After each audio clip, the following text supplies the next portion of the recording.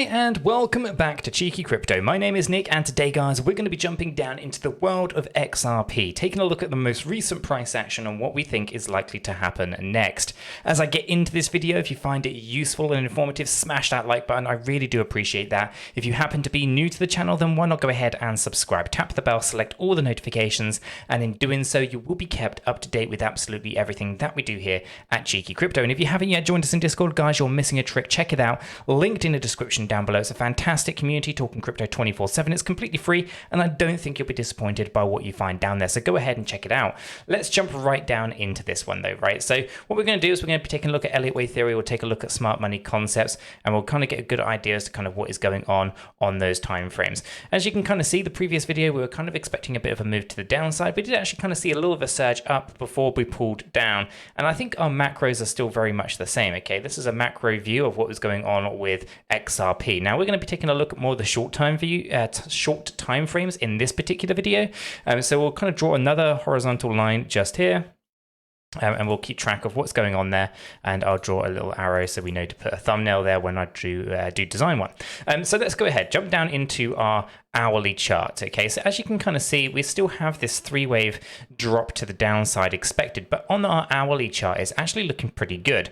From a 4-hour standpoint, we need to see a correction though, so we are looking bearish. I'd say this is probably more on the 4-hour time frame than it is on the hourly time frame. So from an hourly standpoint, I think the next move is probably going to be to the upside a little bit here.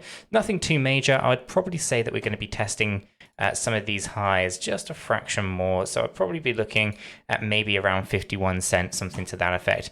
But I don't expect us to break higher than 51.56, which is our swing high at the moment. Okay, now from a 4-hour standpoint, as you can kind of see, we are actually in a bearish situation where we're coming down from the overbought area. The 8-hour chart is also looking like it is overbought as well. So there's going to be some form of progression to the downside here over probably Easter Day, something to that effect. Now it doesn't have to be a huge price movement, but my expectations are to come down to a double bottom at around 48.10. Okay, that's going to be something that I think is going to happen gradually over this weekend, this bank holiday weekend here in the UK. Many places just kind of celebrating Easter and things like that. So we're not really going to see terribly too much in the way of movement, in my opinion, but we could see some pretty big resets on the stochastic RSIs. So when we're taking a look at this on the hourly standpoint, we can kind of see maybe a bit of a push upwards. 4-hourly, 8-hourly, we are looking for a bit of a move to the downside. Okay, so do expect to see some volatility here, although I would expect it to be slow and drawn out. I wouldn't expect it to be quick and kind of, you know, be done with very, very quickly and that kind of stuff in that kind of sense. So ultimately, from a Elliott Wave theory point of view, we're nothing too concerned, or there isn't terribly too much to be concerned with at the moment. We are actually in a bullish area right now where we can see that we're going into these lower highs and lower lows. These have a tendency to break upwards, but I do see a requirement to test a little bit on the lower side before we get that break. Okay, so ultimately everything here is looking pretty good from that standpoint. I do think there's a bit of a setup here for a move upwards, or at least some kind of relief movement to the upside. And if we jump over into smart money concepts, Smart Money Concepts is giving us a bit of an idea as to kind of what is going on as well. Here we can see that there is a potential requirement to see the price action move up. Although we are looking at some interesting structures on the kind of 4 and 8-hour charts where they do indicate that we need to move down a fraction, it does look like we have a slightly bigger picture here. If I were to take this to a daily time frame, for example, just draw this in here, we can kind of see that things here are actually looking not too bad. And we can kind of argue that maybe there's going to be a bigger push to the upside, maybe towards the 56-cent ranges, not necessarily expecting us to push up higher than the current swing high, which would be put up here at 58.5. I would expect us to be more likely to kind of push this to the downside at some point, but we'd probably have to find ourselves with a little bit of a relief rally to the upside first. So it does look like there's actually a bit of something here going on the daily time frame that could be positive. Now, if I come in and bring this back down into our 4-hour standpoint, and just make this a little bit bigger so that you guys can see it a little bit kind of clearly, we can kind of take a look at this, right? We are up against some major resistances, which is why I do think there's a likelihood that we have to move down. And like I said before, we're trying to target out that double bottom around 48.1 cent. So here you can see on Smart Money Concepts that we have a weak high and we have a strong low. We haven't tested equilibrium yet. At the moment, we're finding support on the 50 EMA, but the 200 EMA is right down here on the equilibrium. So my expectations are that we move down. And like I said, I don't expect it to be quick.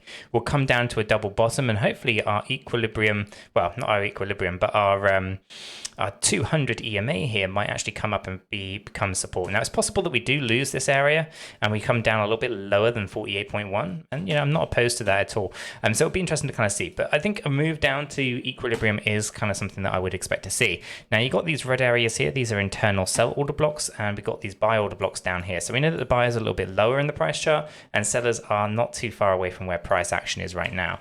So looking, although we have a weak high and we have that potential to break upwards, my expectation is on that 4 and 8 hour chart that we have to have this move to the downside. Okay, now if I jump to the hourly, things do not look as bearish right away. You can see that we're actually already consolidating on the hourly equilibrium, and therefore we might actually see a little bit of a push upwards before we actually move down into that 4 hour equilibrium. Okay, so at the moment we're finding support on that 50 EMA. If we were to lose it, then yeah, sure enough, we'll just move down. I think that would be a given at that point. But again, we have a very interesting kind of setup here as well. You can see that we do have these internal order blocks down here for buying. So buyers are a little bit higher. And obviously on our hourly chart, you can see right up here, we have a strong high. This is an indication that that high is not likely to get broken to the upside. So although it's weak on the 4 hour chart, it's actually strong here on the hourly. So we can see that as these different time frames kind of play out, you can expect to see volatility in all these different directions. You can see that the hourly chart here wants to find support on the 50 EMA, and it wants to push up higher because it is oversold. Yet on the 4 hour time frame and the 8 hour time frame, they're looking pretty bearish. They're not testing the equilibrium. They have not tested the they have not tested the 200 EMA, and ultimately they're overbought. So they're looking for these corrections to the downside. And at the moment, you can kind of see this battle occurring between the 1 hour and the 4 hour time frames and the bears and the bulls. Essentially what we're looking for here is to see whether or not on our hourly chart the bears are going to overpower that of the bulls, and we're going to move down rather than moving on up. But for the most part, it does look at the moment, even from an Elliott wave theory or smart money concepts point of view, that we have to move up on the hourly time frame. But I'm not expecting a huge price movement. I would actually expect it to be just a little bit of a relief, get us back up into overbought, and then we just collapse back down again. Like I said, it should be a slow grind, I think, this weekend, as not many mainstream traders or pro traders are actually going to be active in the market. Same with the institutional funds and things like that. It's just retail kind of playing around, I think, essentially this weekend. So it all depends really on what happens here on the hourly chart over the next few hours. Now, as a point of record, this is about 2.5 hours before this goes live. We'll obviously have a little bit more data in the next few hours to see whether or not we did break down from the equilibrium area, which would be bearish on our hourly chart, or whether or not we find this as support on our 50 EMA, and then we move on up from here.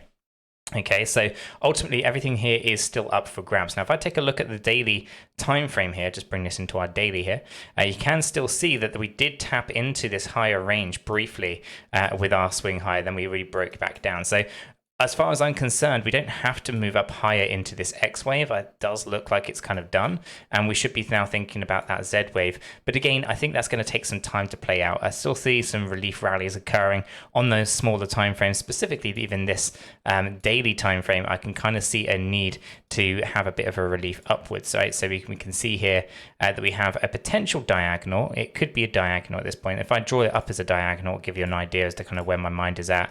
A bit of a relief upwards here, maybe even testing around 55 cent, 56 cent, and then, collapsing back down. Could be a zigzag, could be a number of different things that happen in that Z wave. So we don't want to call anything too soon. It could just be, a brief correction in here, and then we kind of get on with our days in XRP, right? So for the most part, expect volatility. That's kind of going to be the message of this video.